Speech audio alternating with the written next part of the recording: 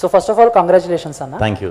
అంటే మీరు కెరీర్ స్టార్టింగ్లో మంచి యూనిక్ స్క్రిప్ట్స్ చేశారు, తిప్పరామీసం ఈ టైప్. కానీ ఇప్పుడు బ్యాక్ టు బ్యాక్ ఈ కామెడీ సినిమాల్ని మీరు సెలెక్ట్ చేసుకోవడానికి సపరేట్ రీజన్ ఏమన్నా ఉందా? అలా సపరేట్గా అయితే అలా ఏం తీసుకోలేదు. కామెడీ అంటే క్యారెక్టర్లోంచి పుట్టించే కామెడీయే. మిగతా అన్నీ కూడా కామెడీ చేద్దాం చూపిందాం అని మాత్రం ఏ స్క్రిప్ట్ చేయలేదు. కాకపోతే ఇది మేము వర్క్ చేస్తున్న ప్రాసెస్లోనే ఇది ఎంత బెస్ట్ చేయగలితే అంత బెస్ట్ చేస్తే చాలా చూసి వాళ్ళకి చాలా చాలా బ్రహ్మాండంగా ఎంజాయ్ చేస్తారు అన్న మూడ్లో ఇది కంప్లీట్ ఫన్ అనే పెట్టుకుని వెళ్ళవలసి వచ్చిందనమాట. అంతే, సెపరేట్గా ఏం లేదు. ఓకే, అంటే అప్కమింగ్ కూడా మీ దగ్గర నుంచి ఇవేనా, లేకపోతే ఇంతకు ముందులాగా వీరభోగ వసంతరా ఈ టైప్ ఆఫ్ జోనర్స్ మేము ఎక్స్పెక్ట్ చేయొచ్చా? చేయొచ్చు, అన్నీ చేయొచ్చు. మీరు చూస్తానంటే ఎన్నన్నా ఎక్స్పెక్ట్ చేయొచ్చు. థ్యాంక్ యూ అన్న. హర్షన్న, సో బేసిక్గా మీరు ఏమన్నా ప్రభాస్ గారు ఫ్యాన్ అన్న? అంటే మామూలుగా ఒక సినిమాలో హీరో రిఫరెన్స్ 1-2 చోట్ల ఓకే, ఈ సినిమాలో కొంచెం ఎక్కువగా అండ్ రెబల్ అంటే ఆ సాంగ్ ర్యాప్ సాంగ్ కానీ లేకపోతే రాహుల్ అన్న యూజ్ చేసిన యూవి ఆదిపురుష్, సో ఎందుకు ఎక్కువ టైం ఎందుకు రిపీట్ అయింది? అది ఎవరికి ఫ్యాన్? Okay, thank you.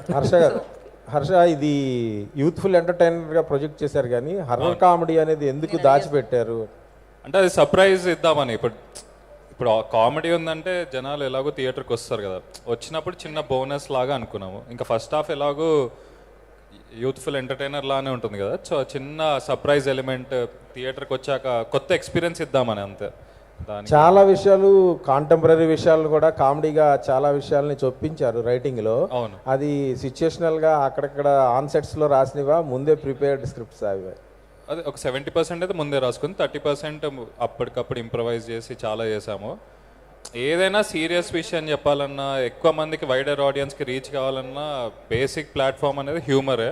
మనం హ్యూమర్తో ఏది చెప్పినా జనాలు హార్డ్ సబ్జెక్ట్ కూడా ఈజీ తీసుకుంటాం, ఇంకా ఎక్కువ మందికి రీచ్ అవుద్ది. సో అదే మేజర్ పాయింట్లా పెట్టుకొని రాసుకుంది ఇది. సో అదే సక్సెస్ అయిందని ఫీల్ అవుతున్నాం. రాహుల్ భయ్య మీకు బాగా క్లోజ్ ఫ్రెండ్ హర్ష, సో ఆయన మ్యాజిక్ మీద మీకున్న నమ్మకం ఏంటి రాహుల్? ఈయన మ్యాజిక్ మీద నాకున్న నమ్మకం సార్, పూర్తి నమ్మకం సార్. అందుకే ఈ సినిమా చేశాను నేను. ఈ సినిమాతో నాకు ఇంకా ఎక్కువ నమ్మకం వచ్చేసింది సార్. సబ్జెక్ట్ చెప్పాడా, సినిమా చేద్దామంటేనే ఓకే అన్నారు? జస్ట్ పిలిచాడు, రారా అన్నాడు, చేయరా అన్నాడు, చేసేసాను సార్, అయిపోయింది. విష్ణుభయ్య మీకు ఏదండి? మీకు హర్షాల చెప్పినప్పుడు ఏమి నచ్చింది, ఎక్కడ యాక్సెప్ట్ చేశారు? అంటే పాయింట్ దగ్గర నుంచి కూడా చెప్పాడు. ఫస్ట్ పాయింట్ చెప్పడం, దాని నుంచి స్లోగా ఎవ్రీ 15 days 20 daysకి డెవలప్ చేసుకుంటూ ఒక కొలికి వచ్చిన తర్వాత మేము తిరగడం స్టార్ట్ చేసాం. ఇంకా అక్కడి నుంచి రెగ్యులర్ ఎలా ఉంటాం అందరితో అలాగే ట్రావెల్ అయి చేసామండి. శ్రీవిష్ణ చెప్ప ఆల్రెడీ బ్రోచేవారు ఎవరిలో కాంబినేషన్ చూసాం కదా, అవును, రిపీట్ అయ్యింది కదా, ఏమన్నా ఆడియన్స్ బోర్ ఫీల్ అవుతారని ఎప్పుడు అనుకోలేదా?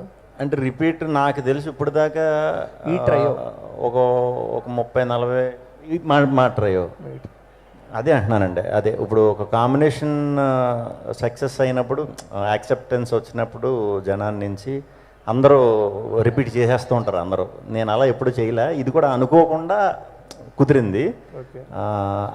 ఆలోచించలేదు, అంటే మళ్ళీ చేస్తున్నాం కదా అది ఆ టైపు, ఇది ఇలా ఎలా ఉంటుంది అంత ఆలోచించలేదు, నిజంగా అంత ఆలోచించలేదు మేమైతే. మేము అప్పుడు మేబీ అదే బిగ్గెస్ట్ ప్లస్ ఈ సినిమా కంటే వీళ్ళు ముగ్గురు కాంబినేషన్. అంటే ఆల్రెడీ అయ్యింది కదా, సో మళ్ళీ అయింది. ఓకే. విష్ణు అన్న, అంటే చాలామంది ఆడియన్స్ కమెంట్ అండ్ స్టేట్మెంట్ ఏంటంటే శ్రీ విష్ణు గారు is an under rated actor అంటారు. దాని మీద మీ ఒపీనియన్ ఏంటి? నేను అసలు అది వేరే వాళ్ళ ఒపీనియన్ కాబట్టి వాళ్ళ ఒపీనియన్ల గురించి కూడా నేను ఒపీనియన్లు తీసేసుకుని అనవసరం టైం వేస్ట్ చేసుకోను. సో అంటే దానికి ఏమన్నా ఉందా మీనింగ్, అబ్రివేషన్ అంటే మరి నేను ఇన్ని రోజుల నుంచి మా బ్యాచ్తో తిరుగుతున్నా, నాకు ఎవరో చెప్పలేదు. అది కేవలం ఖాళీగా ఉండి కొంతమంది ఏమన్నా ఏదో టైటిల్స్ పెట్టాలి కదా అని ఏమన్నా సృష్టించుకుని ఉంటారు, టైం వేస్ట్. దానివల్ల ఏమి ఉండదు, మన స్టోరీస్ మ్యాటర్ అంతే.